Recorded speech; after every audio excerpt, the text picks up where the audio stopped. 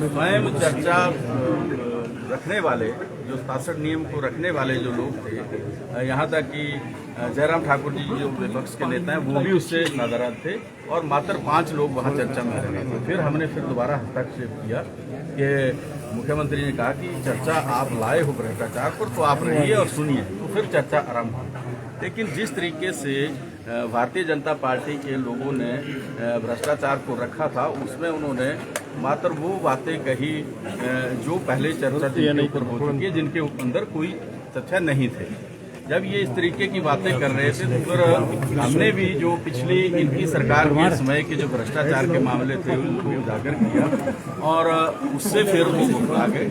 तो ये सारी चीजें तथ्यों के साथ हम लेके आए कि पिछली सरकार में किस तरीके से पुलिस भर्ती घोटाला हुआ, जो प्रदेश का सबसे बड़ा घोटाला था, और उस पुलिस भर्ती घोटाले में ऐसा हुआ कि उसकी जांच हुई, लेकिन जांच पुलिस की थी और पुलिस में घोटाला हुआ और पुलिस ने घोटाला किया और पुलिस को ही जांच दे दी। तो आप समझ सकते हैं कि कितनी गंभीर थी उस वक्त की सरकार।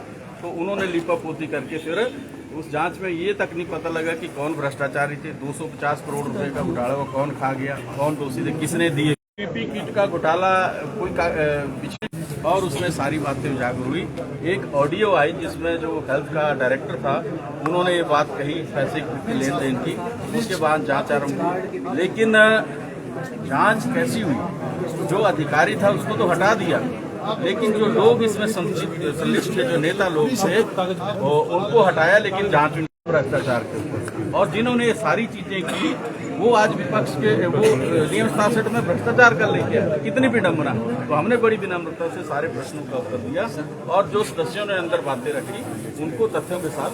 आपके आरोपों में सर रणधीर शर्मा ने सवाल करेगा, रेजिग्नेशन तक बात चलेगी, रेजिग्नेशन सच्चाई उसमें है, रेजिग्नेशन देना तो रेजिग्नेशन दे दें, उसमें क्या जांच में आए हो, रेजिग्नेशन क्यों आना है करना है, आप जांच में आए। अगर उनको लगता है कि इनमें तथ्य नहीं है तो फिर वो जांच के लिए वो भी कहें। हमने भी कहा कि जांच करें उन विषयों की, कैसे जो 7.5 लाख रुपए की जो जमीन थी वो खरीदी गई, जिसको भूमि मिली थी उस वक्त जो 10 कनाल भूमि मिलती थी गरीबों को, मिली। उस गरीब की जमीन ले ली, उसको लैंडलेस कर दिया, 7.5 लाख रुपए में ली और 6 करोड़ रुपए में बेच दी। ये जांच का विषय है।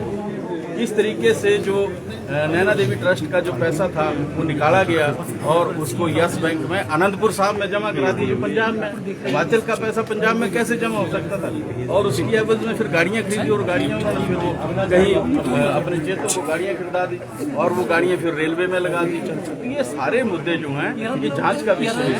अगर वो कहते हैं कि जांच के लिए जांच करवाएं, मांग करें वो भी कि जांच की जाए। सर आज जंगली मुर्गा प्रकरण पर पत्रकारों को एफआईआर दर्ज हुई है, ऐसे में पत्रकारों के अभिव्यक्ति पर कैसे जाती रहेगी अगर ऐसे एफआईआर करा दी? देखिए, किसी पत्रकार के ऊपर नहीं हुई है। आजकल पत्रकार भी कुछ ऐसे आ गए हैं जो सिर्फ मोबाइल के पत्रकार हैं।